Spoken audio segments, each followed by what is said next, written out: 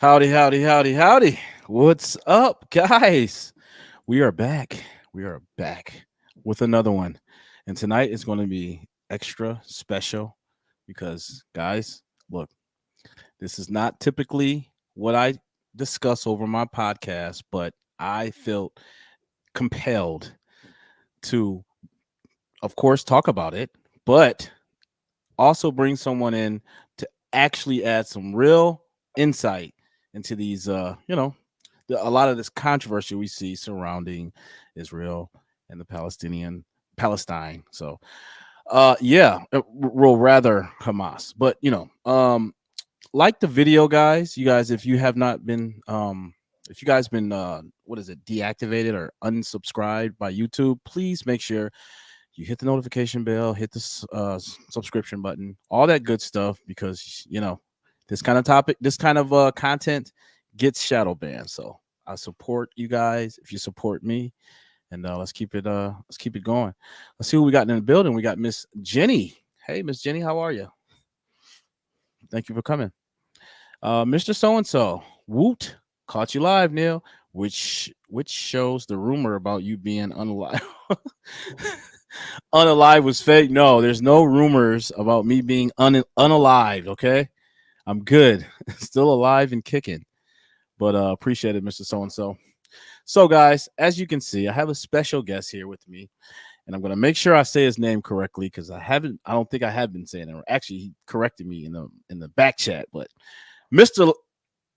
Leibson. Correct. I said it right. Yep. Thank you for coming. How are you, sir? Okay. Good, good, good. Are you excited about tonight? Absolutely. Oh, man. All right. Well, first and foremost, for the audience, if you could just give a brief introduction about yourself, what you do, and something that what's the good word? Puts a smile on your face. Well, I don't know about that, but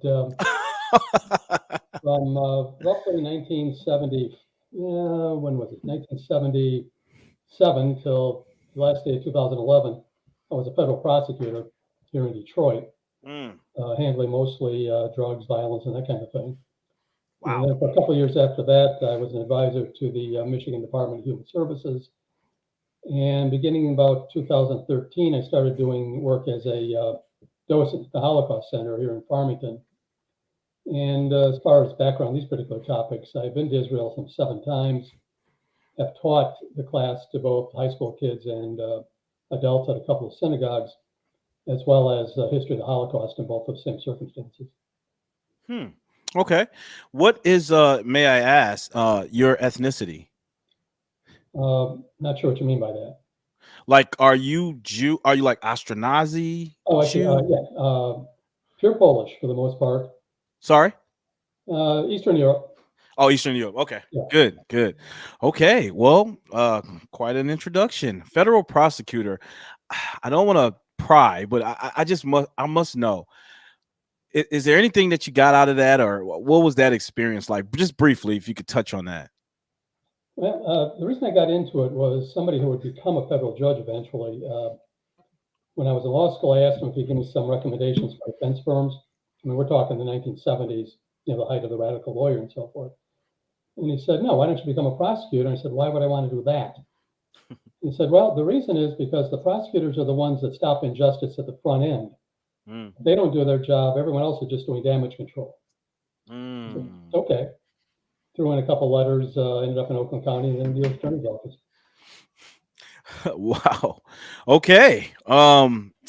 That's quite interesting. Listen, I understand. I don't know anything about the field, of course, but I mean, it's just I'm sure that took a lot of grit. I'm sure it just, you saw some things that you probably still have nightmares about, huh? I'm not sure it's nightmares, but yeah, we saw. I mean, that's the problem with being a prosecutor. You see the bottom of the barrel. I used to go out to see a lot of school kids and the like just to see the top end of that barrel to, recognize that there's real people out there. They're not all criminals by a long shot. And you can get pretty jaded when you're in that business of prosecutor or police, because that's who you deal with most of the day. Yeah. People who violated the law. Some are more violent than others.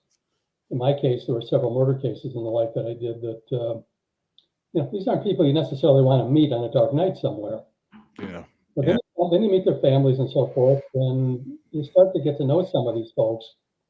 Realize for some of them it's a matter of circumstance, for others it's a matter of economic decision making, and that for the most part, with a couple of exceptions, they weren't inherently evil. Now, outside of the like actually prosecuting the cases in the and I know I said, listen guys, I know I said I wouldn't get too deep in this, but I just got to ask. Did you notice any sort of malfeasance, corruption on a base level, like working in that field, like with the officials? To me, no, but that doesn't mean it doesn't exist. Part of the problem with the U.S. Attorney's Office is because of the jobs I had, I can kind of self-pick the agents and the agencies I wanted to work with.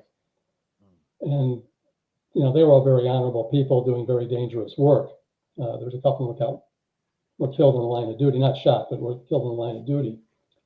I do know that there certainly are systemic problems there, Hmm. that there are at various levels police and prosecutors who are not doing their job, who are doing something very different, who are not Yeah. concerned about justice so much as results, or Hmm. are prejudiced racially or otherwise. It does Gotcha. happen, and there's no question about that. Gotcha. Gotcha. Well, Yeah, listen. I think back to that. I would hold the U.S. government, the U.S. Attorney's offices, to a much higher standard. Sorry. Well, say that. Say it again. I always held the U.S. Attorney's office and the U.S. Department of Justice to that higher standard. The U.S. attorneys I worked for were, for the most part, incredibly honorable people. Hmm. That's interesting because now you hear so much growing distrust with a lot of our, institutions. And hearing you say that, it's almost as if, I don't know, it almost lends credence to the notion that people aren't really, there's not many people who are just purely evil. More so, it's uh people just bad at their job, or they're encumbered by systemic, just litigation, Yeah, or I would say that legislation. if you go back to the 1970s, just when Coleman Young became mayor, the police force was at war with the people at that point. A tremendous number of Wow. people being killed or injured by the police. He did what he had to do at that particular time of trying to reform it, turn it from something that's not, fully white male macho kind of operation.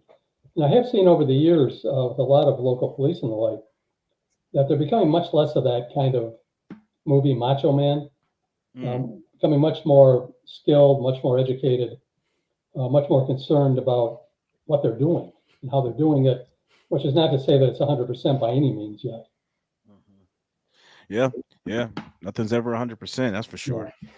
All right. Well, sorry guys. I just wanted to I wanted to get a little in depth, and just what that life was like, cuz that is just, I mean, how often are you going to get to talk to a federal prosecutor? I mean, come on, guys. Anyways, You help a fair number if you don't have to. say it. Oh yeah. Yeah. Right, right, right.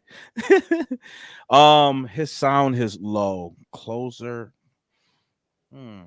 Is there any way you can turn your audio up, or if is it already at max? And it's probably a max. It's just a camera that's attached to the computer, but there's no volume control on it. Yeah, yeah. Sorry, Josh. You'll just have to, I don't know, get close to your phone or something. Anyways, let me acknowledge the chat, and then we'll jump right into this. I'm sorry, guys. I don't mean for this preamble, but uh, Janet just had to change my notifications again.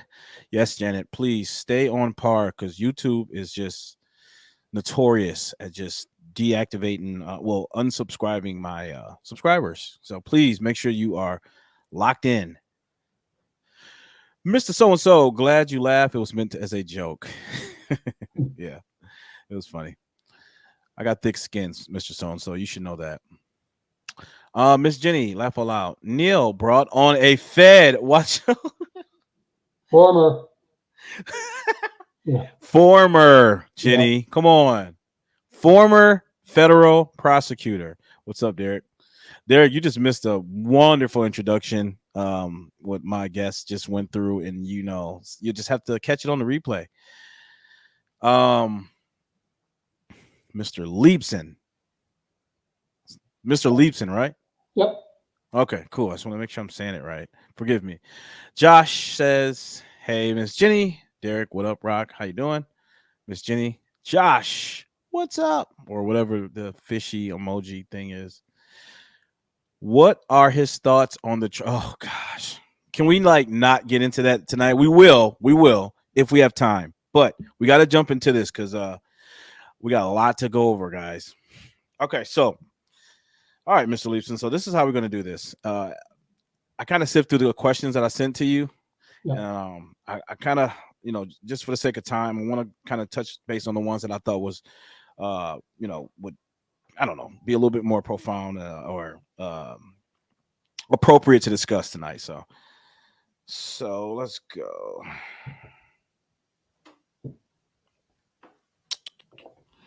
All right. First and foremost, so for anyone who's out there not living under a rock, we understand what's going on in Israel and in Palestine. There's a lot of controversy going on. There's a lot of bloodshed. We understand that. What I would like for you, Mr. Leibson, to do for me is to just briefly give us a little history, a little context for those of us who, like myself, are quite ignorant of how we got here. If you could just, and I guess try to be as succinct as possible, because what I really want to follow up with is the question that it kind of just dives right into it. But if you can just give us a little history, if you don't mind. Well, in terms of Israel and what's going on there now, the history begins somewhere around 1880 with the advent of political Zionism, a phrase that you hear a lot lately with absolutely nobody understanding what it means.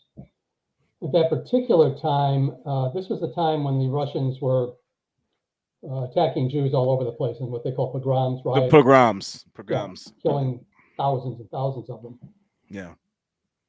And it became kind of initially the Jewish national idea of we cannot survive in Europe. This anti-Jewish thing is just too deep, too long going. We're tired of being at the sufferance of some other government. We need a land of our own. So where would that land be? Well, the homeland, the historic homeland of the Jews.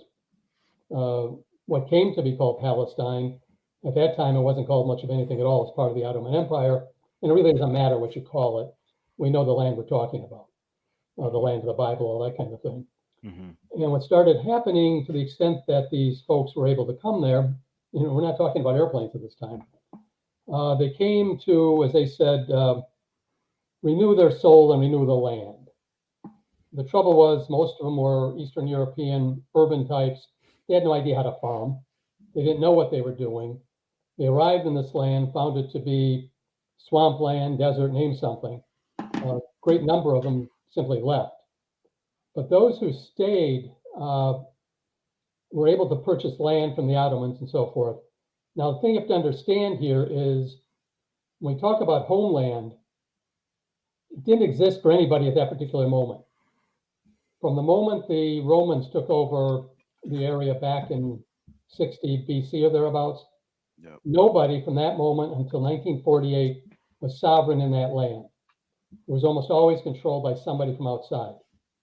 By 1880, it was controlled by the Turks, who are not Arabs. They're Turks. They're Muslims, but they're Turks. They control that entire area. They divide it in a number of ways.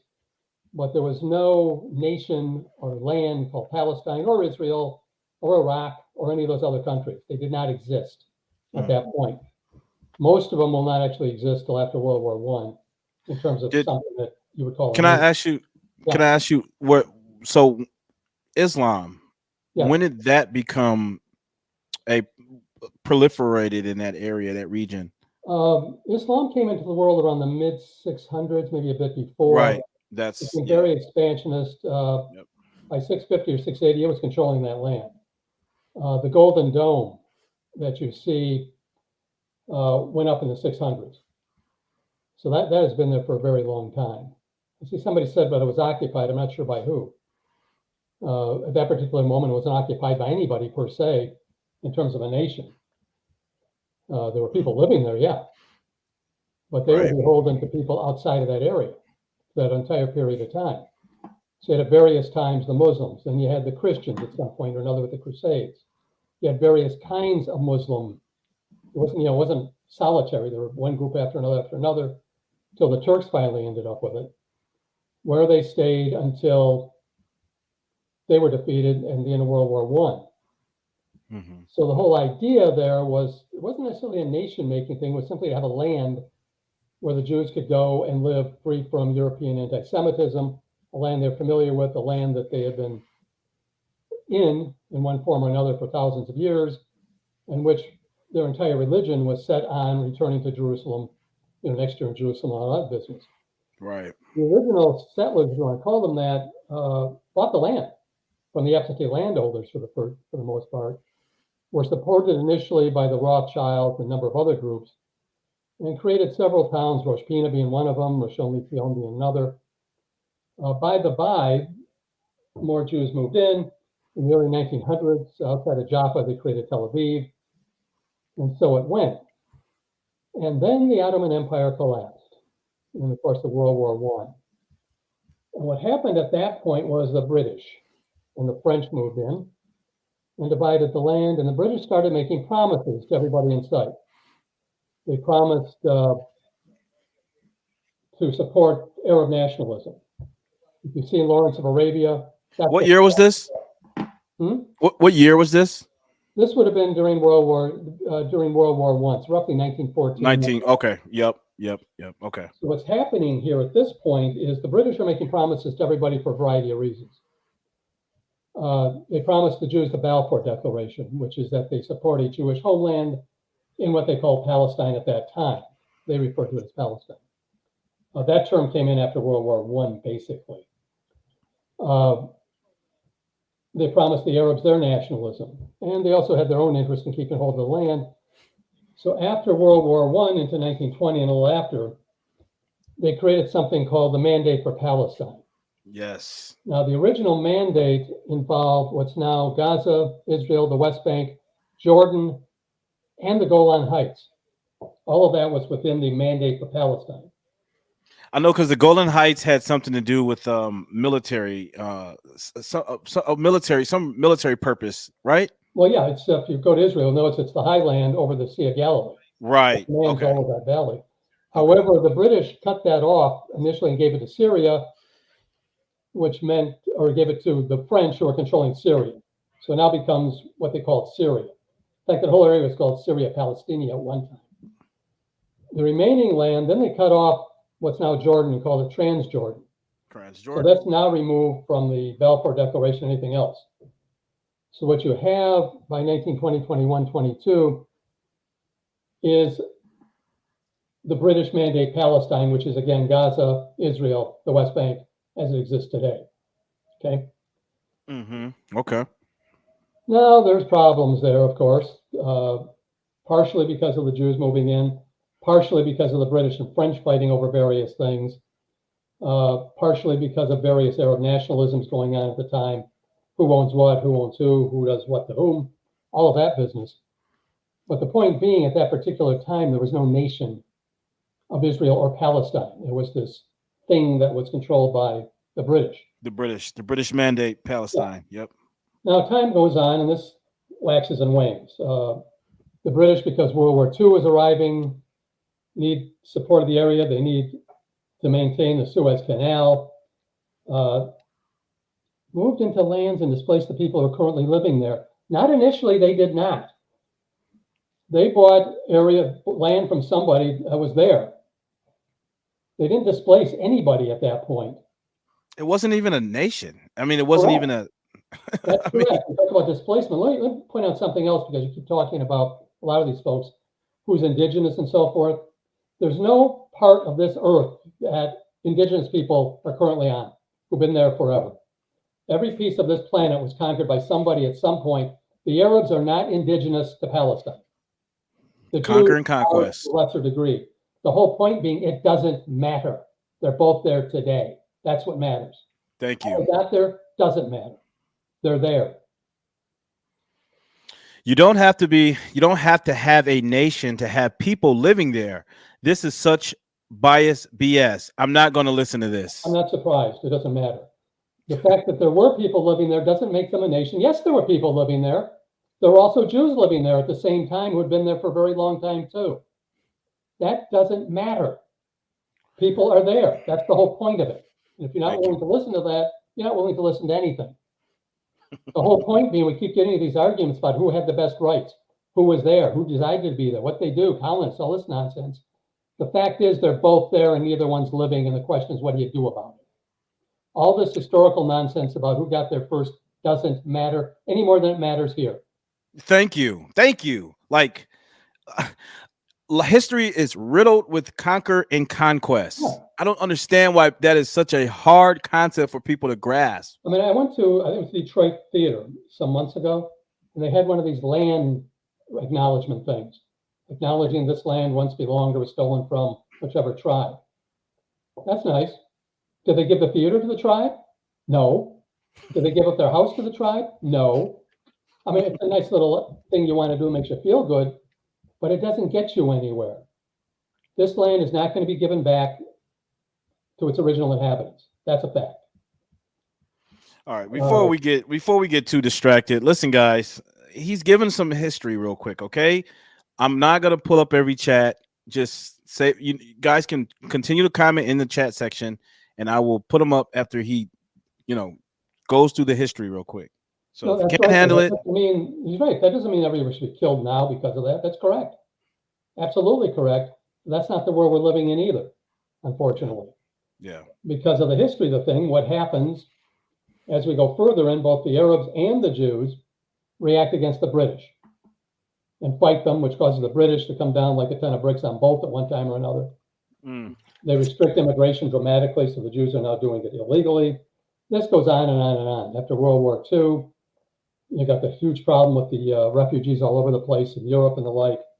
I wonder, and this might be a sidebar, but I'm just thinking here, like, why did the British feel the need to appease the Arabs? Why did they? What was their motivation? Like, was there self-interest, or what was the purpose? The same interest everybody has in that region right now: oil. Yeah, absolutely, oil. They're fighting a war. They need oil. They're in an island. They don't have it. Okay. Plus the Suez Canal they control, so they need to control all of that. One thing they were concerned about with Rommel was that you'd be taking the Suez Canal. If you cut off the Suez Canal, that cuts off their sea route. They're a naval, Britain's a naval power at that point. They need the water. They need the seaways. They need the canal. They need the access to India. They need the access to Southeast Asia. Right. So area. Better to get along than to have any sort of contention between that's absolutely right. They needed that. Yeah. And they're fighting the Arab nationalism that they helped to create. But it seems like that appeasement was almost to the detriment of the Jews, right? Oh, yeah, definitely was. The immigration legally was cut off and so on. There was no haven for them to go to at that point as a result of what was going on in Europe, nor was there after the war, because they continued right up to 1948 to keep the barriers up and not allow Jews into Palestine, call it what you will. But the problem with dealing with some of this history, and it's been brought up a little bit in some of the stuff, there's a lot of myths going on. One of them was the one that the Jews used, or somebody used, was a people without land moving to a land without people. That was hardly true. There were people there, no question about it. It was sparsely developed at that time, but it wasn't empty, not by a long shot. But if you look at aerial photos the British took of, let's say, Jerusalem in the 1930s, it's basically the old city. There's a couple of areas right outside of it. But if you look over the country at that point, it was very unsettled in the sense of lots of people there. There were cities.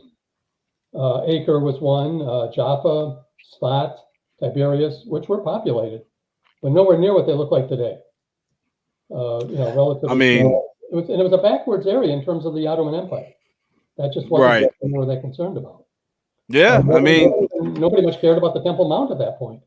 I would argue that's what the Arabs and the Caucasians and multiple other races across the globe thought about Africa, and why they, capitalized on those resources or exploited those resources, because it wasn't an established system or civilization there. So Well, there was no Western civilization there. Western. Yeah, I mean, Okay, it's clearly I'll civilization. grant that. And what they Yes, were doing, which is what colonists do, whether they're white, black, or otherwise, the whole idea is to take the resources of the colony for the benefit of the home country. exactly. Well, if you apply that as they've been doing it to like the Israelis, there is no home country other than Israel. They're not exploiting it for Britain or France or Russia or anybody else. So it's hard to kind of comprehend this idea that they are the same, these Western imperialist colonies. Whatever else they may be, that's not what's happening. Now, eventually, they will end up with a lot of the land. And depending on how you view Palestine, whether it includes Jordan or not, it's going to be a substantial portion of it. Now, that gets into the whole problem of the partitions. Because what starts happening, the British realize probably as early as 1937, I think it is, that they got a problem on their hands. They can't control what's going on there. They're getting hit by both the Arabs and the Jews. It's an impossibility to bring peace to the area because of what they're doing. So that's when they start talking about partitioning it. The first effort or thought was, I think, 1937, something called the Peel Commission.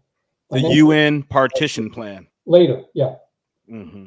Now, the other point here in terms of legality is the British mandate exists because the League of Nations agreed to it. So this is after World War I. That was all adopted by the United Nations in 1945. All of that. So when the United Nations partitioned the land, that was the legal basis for which all of these things that happened later was that partition, which, as we know, were rejected by the Arabs. Now you can say that you make an argument it should have been rejected. After all, who are the British or the United Nations to give up land? Mm-hmm. That may be, but the legal basis for the state of Israel resides in those conferences with the League of Nations and the United Nations. Yeah, but true, there it is. That's why Palestine's trying to get recognized by the UN. It's one of the ways of legally becoming this nation. So right. Around it. Anyway, when you get to 1948, war occurs. I mean, it started initially as a civil war between the Arabs and the Jews in the land. After the British left in May of 1948, it became a much wider war as several of those Arab countries around invaded. And we know how that ended eventually with what is now within the borders of the state of Israel prior to 1967, which was broader than the amount of land that was allowed for the Arab state, but you have to understand about half of it's desert. The lower half is desert. So is most of Jordan, for that matter. So that's where you get to at that point. The Arabs would not accept the existence of Israel then or now, for that matter, at least some of them. There were a number of attacks by a group of folks, largely out of Egypt and the like of Fiyadin, I believe it was. Yep. And this goes on and on. There's the war in 1956, which was Britain and France's attempt to control the Suez Canal. That flopped miserably. Then you get to 1967 with the attack by Syria, by Egypt, by Lebanon, and so forth. That was another disaster, which led to another refugee crisis of people fleeing in various directions. The other thing about the refugee crisis is back in This was 3 days. This is 3 decades after the Holocaust. Yeah. That's insane. When you move back a distance to 48, the United Nations created 2 refugee agencies. One was strictly for the Palestinians. The other was for the rest of the world. Now, remember, at this point, they're resettling millions and millions of people. Comes 1948, the Hindus and Muslims of India are being separated. I mean, hundreds of thousands are killed during this business going on there. In fact, I think India is still the second largest Muslim nation in the world in terms of population. Yeah, I think it's like last I checked, it was like 1.3 billion. But you've got those kinds of dynamics going on at this point, and somehow this one group gets this refugee agency. Meanwhile, there are 800,000 or more Jews being thrown out of the various Arab countries. who are now Hmm. refugees going into what was then Israel. Now, I worked in a bureaucracy. I know how they work. Even though it's supposed to be temporary, the United Nations Agency for Palestine was supposed to be temporary. That was 75 years ago. They built this tremendous bureaucracy and it's quite clear that the surrounding nations have absolutely no interest in solving that problem. They do not want to make the Palestinians citizens of their countries. They could have, they didn't. They don't want to. They're using them as pawns, which gets to the problem today is that the Palestinians, for whatever they may be, are pawns of everybody. Yes. Yes. Well said. If Well said. Israel disappears tomorrow, how long do you think Palestine will last as an independent nation Oh before my Egypt God. or Syria or Iran or one of those countries decides to move in and functionally take them over the same way Iran has taken over Syria and Lebanon? You think they're going Exactly. to be independent and free? That ain't going to happen. Yeah, it's quite interesting to see that, you see Iran in the background sort of orchestrating, instigating. Yeah. I wanted to ask you, speaking of Iran, about the Abraham Accords. Do you Yeah. think that was an effective strategy put forth by Trump? It doesn't hurt. I mean, it's a small step, but anytime you can normalize relations with countries around you, it's a good thing. Now, so to be clear for anyone who's listening, I am not a big fan of Netanyahu's and the right-wing government. I think that there are many, many things they're doing that are absolutely wrong and abhorrent. But having said that, I want to describe something that I'm not sure a lot of people get. I took a lot of Latin in high school, so we had to read Caesar's Gallic Wars. And he starts the first Wow. volume of that with all of Gaul, France, is divided into three parts, and then he talks about them. If we consider Palestine to be as it was during the Mandate period just before 1948, let's say the same thing. As it appears now, the whole of Palestine is divided into three parts: Gaza, Israel, and the West Bank. Hmm. They are not the same things. Hmm. They're three completely separate things. Yeah. Gaza is not occupied. It is not run by the legitimate government of Palestine, which is the PA. Yes. They were not, Hamas was not elected to run all of Gaza. That happened in a coup over the PA. How that happens is a whole different thing. But Wow. that's Gaza. That's a different story. And they're run by Yeah. Hamas, which has a charter which is clearly genocidal. Absolutely genocidal. They don't want to destroy Absolutely. the Jews. Period. End of discussion. Israel is what it is. It has a 20% or more Arab population who under law are equal. They are not treated equally. I'll grant that. They should be. They're not. There's again, travel the country. There's a great deal that's left to be desired. But there it's closer to what it was here, at least in the north, between blacks and whites and so forth. Blacks have full rights here, but it's clear there's economic disadvantages and that sort of thing. That kind of describes, in my view, the Arabs within Israel. Not all are poor by any means, and they're in the parliament, they're in the Knesset, they're in the universities, they're in the courts as judges and so forth. Yep. But it's much like here. It takes time to get over the old prejudices and the old problems and make it right. The West Bank's a whole different problem. You want to use the word occupied, use it. You can use the word disputed, which technically is what Oslo is all about. We're negotiating who owns the land and what parts of it. But what they're doing there, if it's not apartheid, it certainly looks like it. The roads and so forth, the roadblocks, the way in which some of the settlers are behaving. And you end up with they call it dual set of laws. I'm not sure it's not three sets. There's the laws of Israel for Israelis. The Palestinians have whatever law the PA has been able to develop within the lands that belong to the PA. And then there's the settlers who are theoretically under Israeli law, but it doesn't seem that way an awful lot of days. It seems like there's no law affecting them at all when it comes to attacking shepherds, attacking Arab villages, cutting down olive trees, and that sort of thing. And I would note, for whatever it's worth, that the destruction of the olive trees in particular is clearly a violation of the Talmudic laws. I mean, these people are not behaving in any correct Jewish manner whatsoever. Would you characterize them as extremists. Yeah, absolutely. Yeah, yeah. And what we end up with was, if I can quote Thomas Jefferson, he was obviously talking about slavery, but he said, we have the wolf by the ear. We cannot hold on, but we cannot safely let go. On one scale is justice, on the other scale is self-preservation. And that's where we find ourselves currently in this area of the Middle East. Okay. Israel has held this land. It cannot safely let it go, but it cannot hold it forever. Mm. The Mm. problem is, of course, having a government there that is willing to work with the Israelis to create this peace. And you've got two groups now, the far right in Israel and the folks like Hamas, who are in absolute positions of saying, it's all ours. God gave it to us. God having given to us, we cannot give it back. Mm. So they're turning into a religious war on both sides, which will not go well. Religious Wow. wars don't. No, they don't. No, they don't.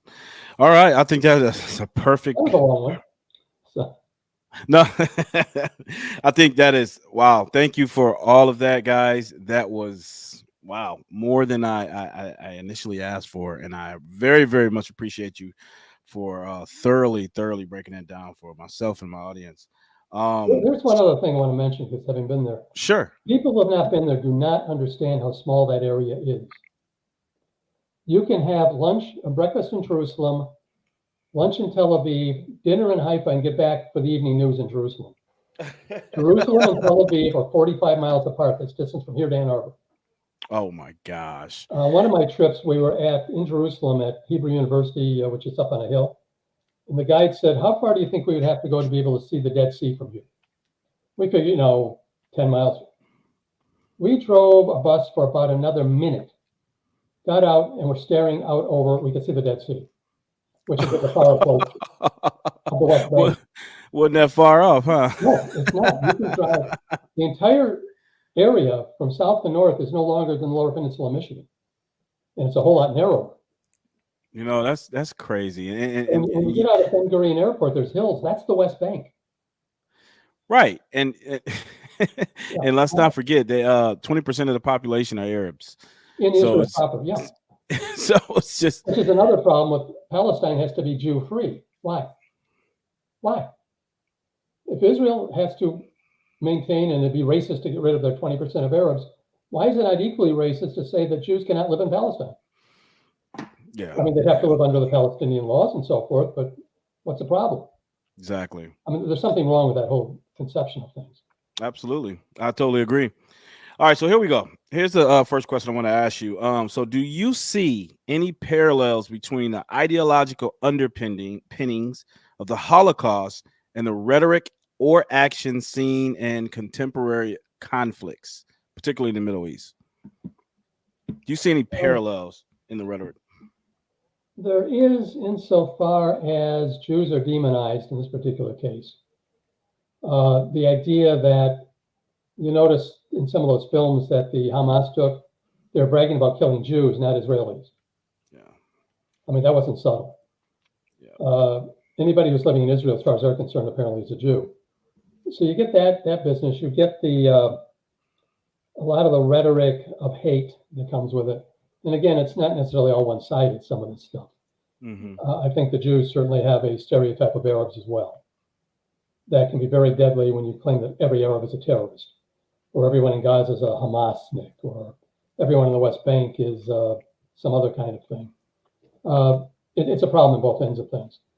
But in terms of the anti-Jewish part, yeah, it's all the same stuff. I mean, prior to Hitler, the Arabs were not what I would call anti-Semitic in the classic European sense. Jews and Christians were lesser people in a sense. They're people of the book. They had to pay monies, taxes, and so forth. Every so often they would get attacked. Yeah, I know they were called Christian dogs. And dhimmis was the phrase they were using in general. Yeah. yeah. In fact, as I understand this, if you go up and see the Dome of the Rock, there's Arabic Quranic writing all around the front of it.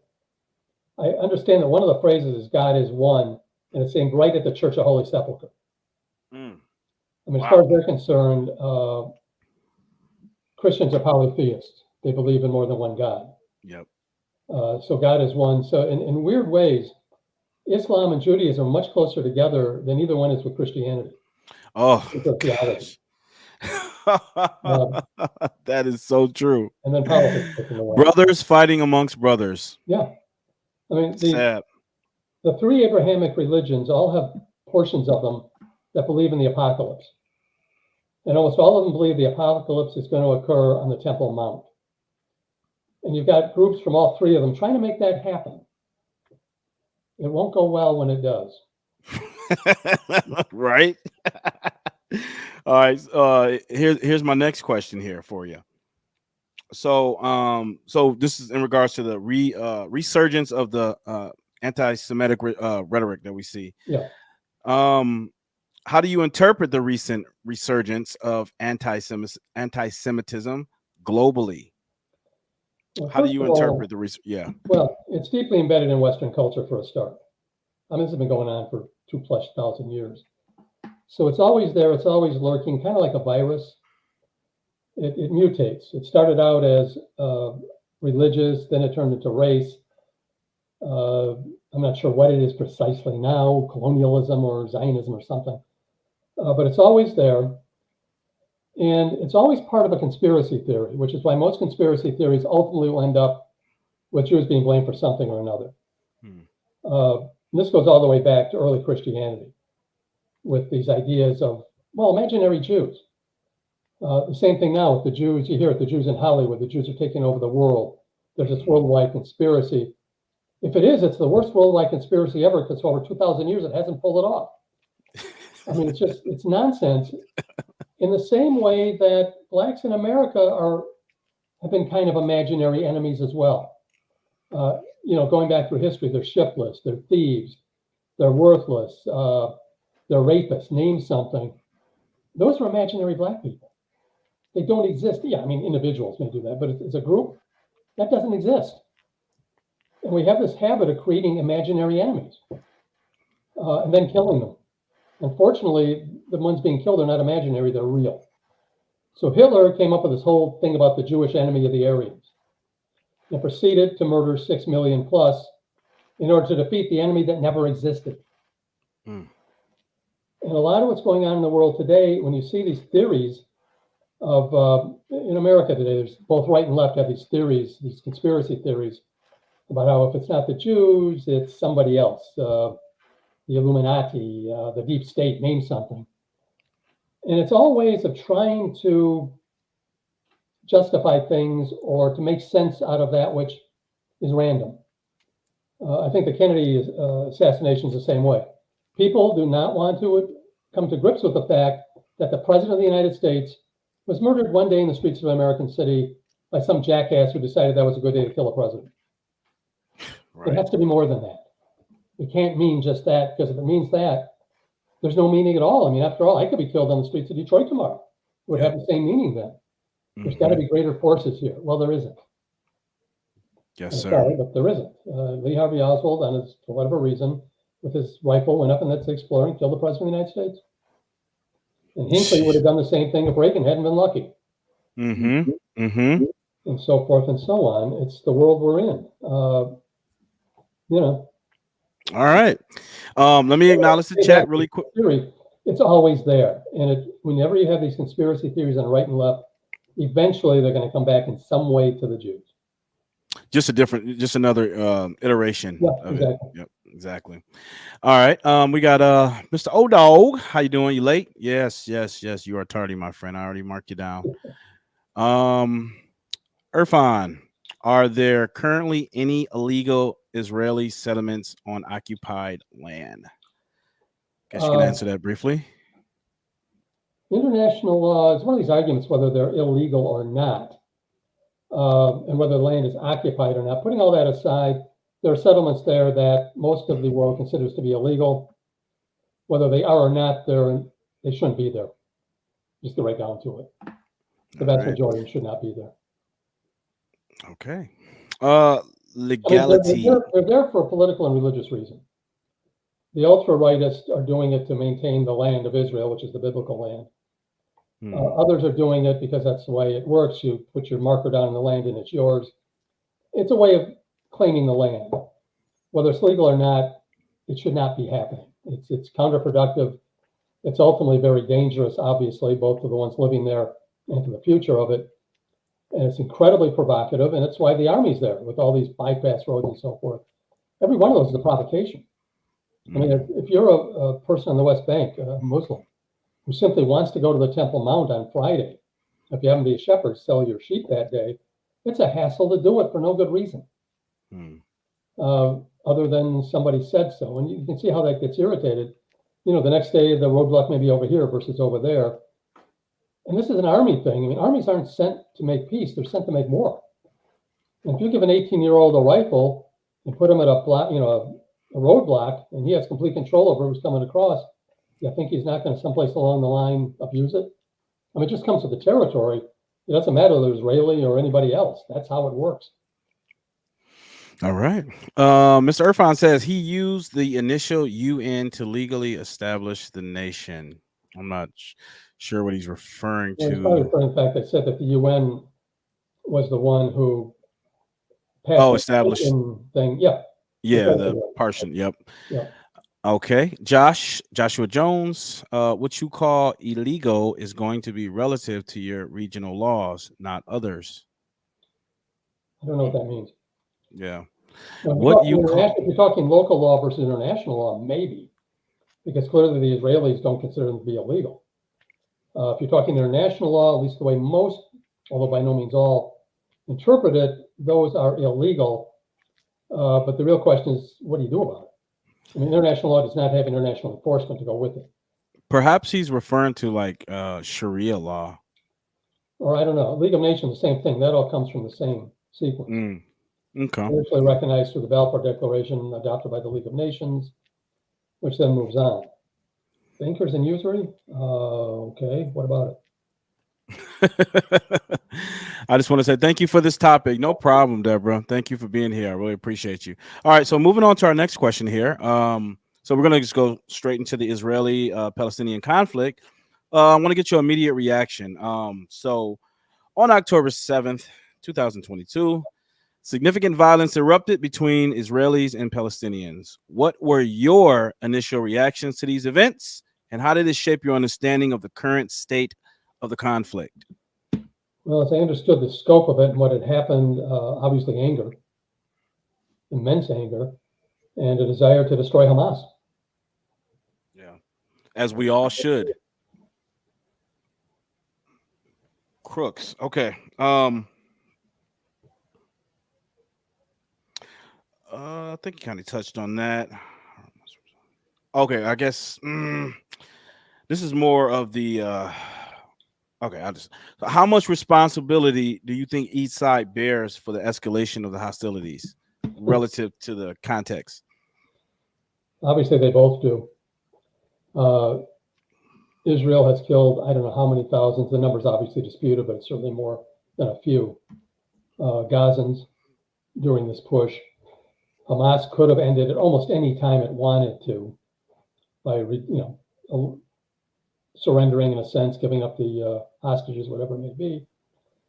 As far as whether the Israelis committed war crimes or not, that will depend on some later investigations as to the justification for pretty much everything they did, which is true of any war for the most part. It's almost impossible while it's going on in this particular kind of context to make firm judgments about what was or wasn't a war crime while it's ongoing. I got to ask this question. Oh, go ahead. I'm sorry. No, I mean, there's always the possibility, maybe even the probability that Israel has committed war crimes of one sort or another, as has Hamas. It comes with the territory. No nation ever fights a war without what are now considered war crimes. I had to ask this question because it's been circulating online, and I just have to ask. But do you find any moral equivalency? No, certainly not between Hamas. Precisely. Now, if and here's the problem domestically as well. If the Palestinians were acting more in line with Martin Luther King or Gandhi, that may be a very different situation as far as how you compare things. If they had put down their weapons and had done these same kind of civil disobedience things, have, let's say, marched to the Temple Mount peacefully, one Friday sat down and refused to move, that would be very different from what they're doing. And those kinds of tactics worked in the United States. They worked in India against Britain. They would not have worked, I don't think, against Hitler.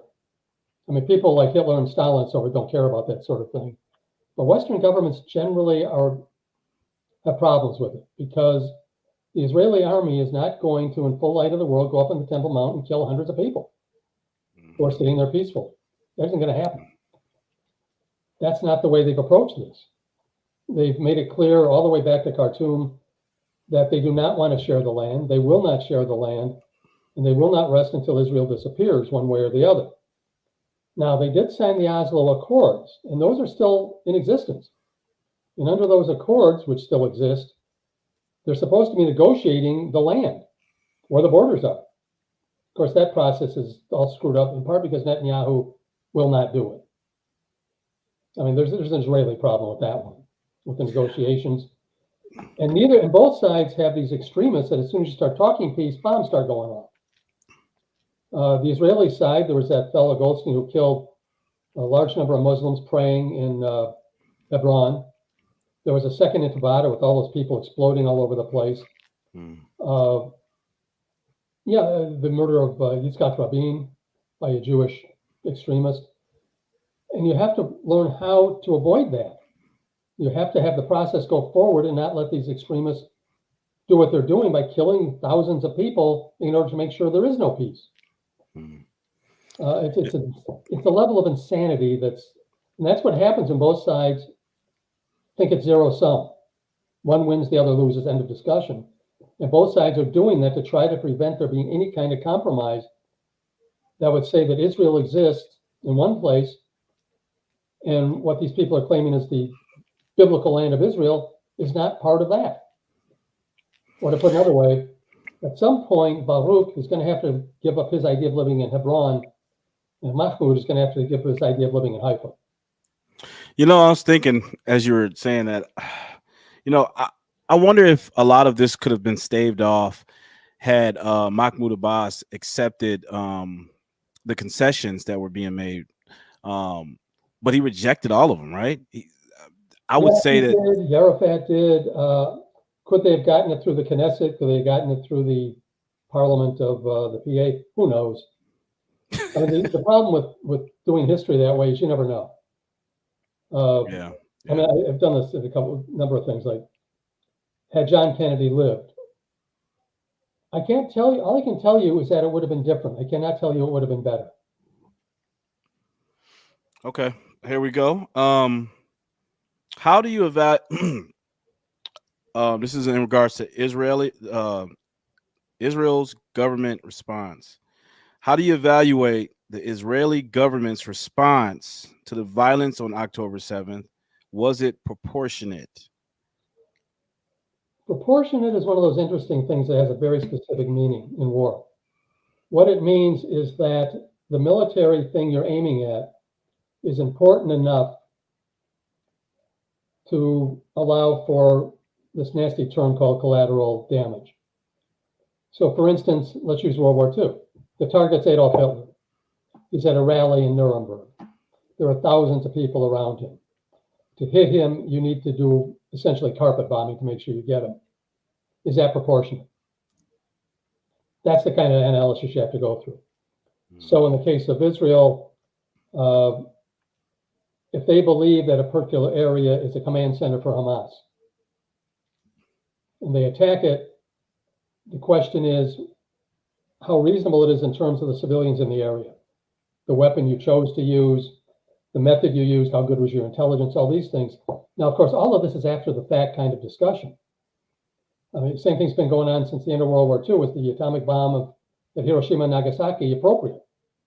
But that argument's still going on today. These are very difficult questions, but proportionality isn't you kill one, we kill 20, therefore it's disproportionate. That's not what that means. It's simply balancing the military target against the potential non-military damage. I don't know how true this is, but I hear that Israel tried to take as many necessary precautions to try to mitigate the the death of casualties. Um, but I don't know. I mean, I don't know if that's true. I heard that they even call into the hospitals to try to give them a You've got some warning. of that. You've got the Hamas numbers that nobody seems to believe any longer. And you end up with ratios of 1-to-1 or 1-to-2 based on some experts. But until this is all over, until we actually know the facts, which we don't, it's hard. You can't make that judgment. I mean, Yeah. everybody jumps and thinks they know the facts because they watch TV or they saw some report from somebody who saw somebody else, or they see film out of Gaza, which is clearly controlled by Hamas. I Yeah. mean, one of the points I would make, they keep talking about starvation in Gaza. If people are starving in the streets, I guarantee there'd be photographs of it. And we know what that looks like because there's dozens of photos of the Warsaw Ghetto that shows exactly what it looks like. Now, they Good may point. not be exactly well fed. There's a war going on. But the idea that there's mass starvation, this idea that's floating around, there's people starving in the streets, has yet to be shown by anybody. Again, if it's happening, somebody in Hamas is missing the opportunity to take the Yeah. photographs and show the world. That good point. Good But point. I can't. what you learn after a while, particularly in the business I was in, is not to jump to conclusions. Do not accept everything you see, Yeah. when it first shows up, because there's going to be all kinds of Yeah. things that aren't accurate. And it's worse now. Now that you get the way in which you can fake photographs, fake all kinds of things, Yeah. who knows what's real and what isn't? That's a real problem. Yeah. That is a major problem. And this is a opportune time to promulgate the propaganda as well. So people, let's not count that out and Yeah. impact. Okay, let me see here. Deborah, what is your view on the connection with the conflict with Israel and the population control agenda? I don't know if you want to speak to that or Not sure what that means. If it's a reference to trying to destroy Palestinians, uh, they're hardly controlling the population of Palestine. It's been yeah, growing. yeah, yeah, it has, guys. It really has. If you just, I don't know, be a little bit more specific, Deborah, if you can. Joshua Jones, it's not subject to laws of warfare. Hmm. Well, might it be related to an earlier point? Gaza is not a recognized country. True. That's true. That is true. Damn, I never even thought about that. It's just a region, right? Yeah, well, technically, the laws of warfare are between nations. Gaza is not a recognized nation. Again, a lot of this is just legalities that if you're on the ground, doesn't make a whole lot of difference. When the bombs are Mhm. falling, whether you're a nation or not, just doesn't matter. Right. Uh, There have been plenty of pictures of starving children. Journalists are being killed, as are neutral aid workers, and all hospitals have been destroyed. How you justify that is beyond me. I don't think he justified anything. no. Uh, He just said Part it of what wasn't a the moral Israelis are equivalency. justifying is that if you want to build tunnels under them and use them to hide hostages, and Or wouldn't use have or use women and children as shields. I mean, come and wouldn't on. have your press showing up for October 7th to take photos of it, yeah. Right. Now, whether or not that's accurate remains to be seen in terms of the war. We know what was under the Shipra hospital. As far as starving children, there have been photos, yes. Whether it's because of the war or some other thing, who knows? But you're not seeing thousands, large numbers of bodies in the streets like you did in Warsaw. And again, these things can all be manipulated. The Israelis can manipulate them as long as anybody else can. Yeah, absolutely. At the moment, what the media puts out there, they're all telling stories. If it bleeds, it leads, that sort of thing. And that's from both sides. They both have propaganda all over the place. Wars are full of propaganda. That's how they're fought.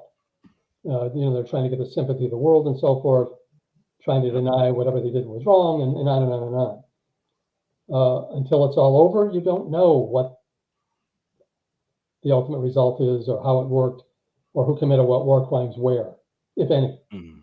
or what the actual conditions on the ground are. I mean, whatever it is, Hamas is not telling you the full truth about anything. This should surprise nobody. I doubt Yeah. seriously Israel is telling the full truth either. Absolutely agree. Absolutely agree, guys. And like, don't you understand, guys? We're not. It's not the Palestinian people. It's Hamas. It's Hamas. Let's destroy Hamas first. Okay, last question for the evening. All right, in regards to the future prospects.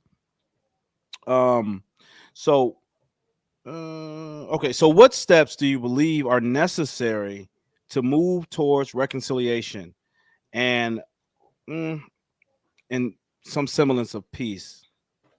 Well, first, it's a long-term process because if you think about it, 1967 was what, 52, 53 years ago, whatever it was. That means nobody under the age of 53 or thereabouts in the West Bank or Gaza has known anything other than, well, at least in the West Bank, has known anything other than Israeli occupation. This is their world. This is what they live in.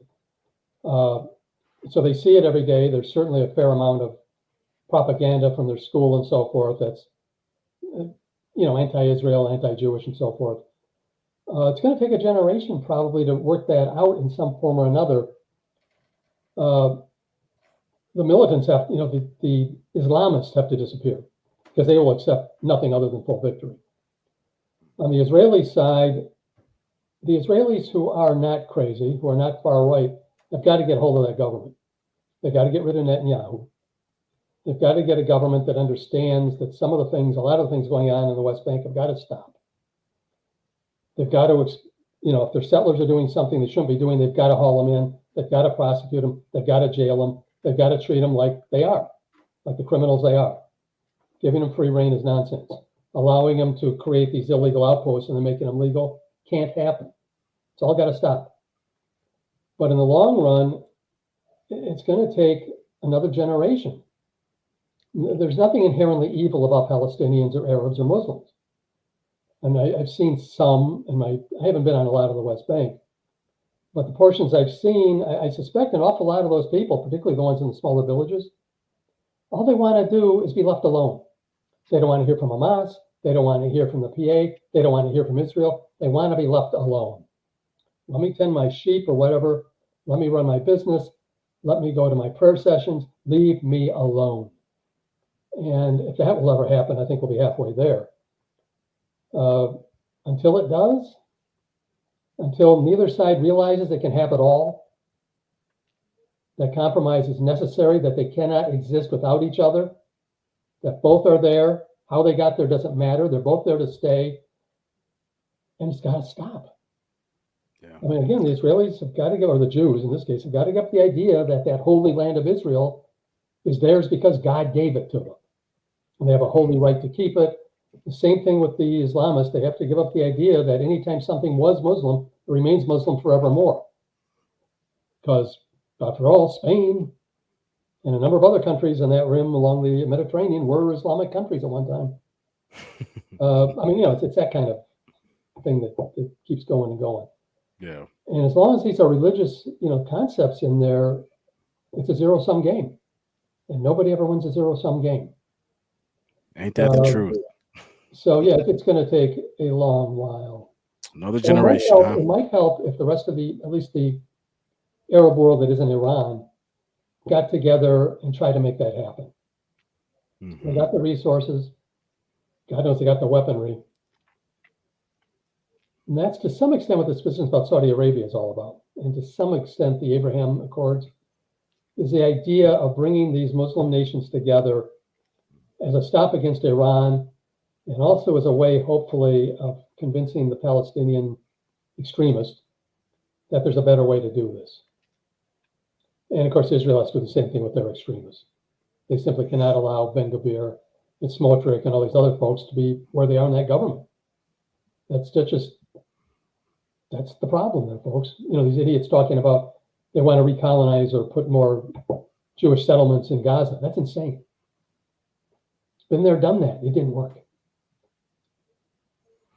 Yeah, well, and also just to add, I mean, a lot of these other Arab regions, they could take in some of these refugees as well. I mean, they could definitely help out a lot more than what they have. Yeah, or they could help them move to Palestine. Yeah, yeah. I realize There's arable land out there. I've seen it. You know, Right. Well, Mr. Leibson, do you have any closing thoughts? This has been more than I ever even anticipated, and I am humbled by your time, your presence, just everything, just the way you were able to just narrate.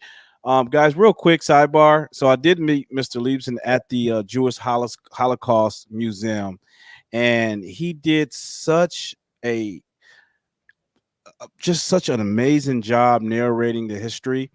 I was enamored by it, and I just had to had to approach him. So we got acquainted that way, and I invited him here on the show, asked him to talk, and he did, and I think it went well. Do you have any closing thoughts, anything like that you want to say? Just sum up everything we discussed tonight. uh, not particularly. I'm no more an expert than anybody else in this area, really. I mean, I've read a great deal about it, been there, and so forth. It is intractable. I understand where some of the, uh, I'd say, pro-Palestinian, as opposed to what my congresswoman called pro-genocide, uh, are saying. I just wish that those who were out there with their slogans understood what they were saying. Those who are claiming genocide understood what they're talking about, because whatever's happening there is not genocide. It may be a war crime of one sort or another, but it is not genocide. And when you start using these little sing-song things, you can't run, you can't hide, we charge you with genocide and that kind of nonsense, the word means nothing. And we've done this with many words. The word racist is doing the same thing. If everyone's a racist, nobody's a racist. If every act that kills civilians is a genocide, then nothing's a genocide. These just become words you hurl at somebody to accuse them of something. Yep. I mean, genocide is a very specific meaning, which is the idea of destroying a specific group of people because they belong to that group. Mm-hmm. Period. In World War II, for instance, when we bombed Hiroshima or Hamburg, the desire there was not to kill Japanese people or German people because they were Germans or Japanese. It was to win the war and destroy Nazism and the Japanese imperialism. Mm-hmm. Hundreds of thousands died from those bombings. They were not genocide. What's going on in Darfur is, and nobody's out there talking about that. There you go. Black people being murdered by the hundreds of thousands in Africa, and none of these folks seem to care with their masks. And No, they don't. incidentally, if they believe what they were doing, give us from the 60s at least credit for one thing: we didn't mask ourselves. If you think it's the right thing to do what Dr. King did. Take off the mask and get with the consequences. Well, I don't know. I have a different view of Dr. King now. Now that I found out he was, he's a communist sympathizer. But that's another day for another. No. He had some communist with him, yeah. Okay, go ahead. No, part of the thing with the communists, and this is also true of Jewish history, communists in theory, if not in practice, believe in equality. They believe there are no classes, there is no race. And if the only support you can get is from communists, you do it. But the vast majority, he's talking about Leibson, the vast majority of the people who supported Dr. King were hardly communists. And if he was a sympathizer of the communists, it wasn't because of Stalin or Lenin. It was because the American communists, or some of them, were willing to fight for him and fight with him. And every time you see this sort of thing that's socialist or leftist, the labor unions were called communists and this sort of thing. Unfortunately, and the Israelis have the same problem to some extent. You take your allies where you find them, but he was not a communist sympathizer in the way in which I think you're using the term. Perhaps, you know what? Perhaps, and I will be willing to grant you that and put a pin in this conversation, because if time permits, you and we can discuss this in further detail. I would be much obliged. I will really love that, because I think this is a conversation certainly needs to be had. But also, is there any way people can find you? I think I have a few folks here in the chat from Michigan, so perhaps you could just let them know where to find you, or if not, then I prefer if they have something, send it to you first, and then relay it to me, and I'll decide if I want to take it or not. Gotcha. Sounds good. Well, listen, guys, thank you all for participating and joining. Let me actually just slide through this chat really quick. Okay, we did that. After it's all over, they will investigate themselves, maybe concede a few mistakes, and nothing will happen. Hmm. I suspect that when that's all over, there'll be international investigators roaming in there. Yeah, that's what I suspect. Just gonna take time, DP. Yep. Deborah, 1957 was 67 years ago. Yes, it is. Yep. Yes, it was. Deborah, it is the leaders of those places that are evil, not the majority of people. Thank you, gentlemen, from Miss Janet. Thank you so much, Janet. All right, guys, you already know what to do. Hit the like button. Hit the make sure you are subscribed. Yeah. Please send me a DM. I appreciate it. Um, Definitely. But yeah, guys, hit the like button, hit the subscribe button, all that good stuff. Please do that for me because I am just losing subscribers on a daily. And yeah, and we gonna have I'll continue to bring content like this to you guys. I understand YouTube is a very competitive arena. So, I'm just trying to do my part and bring you guys different angle. So if you like what you heard tonight, make sure you share it out, bring some folks in here, check it out, and learn a few things. All right, Mr. Leibson, thank you again. Hang out in the back chat. I'm gonna end the show here. You guys, until next episode. Peace.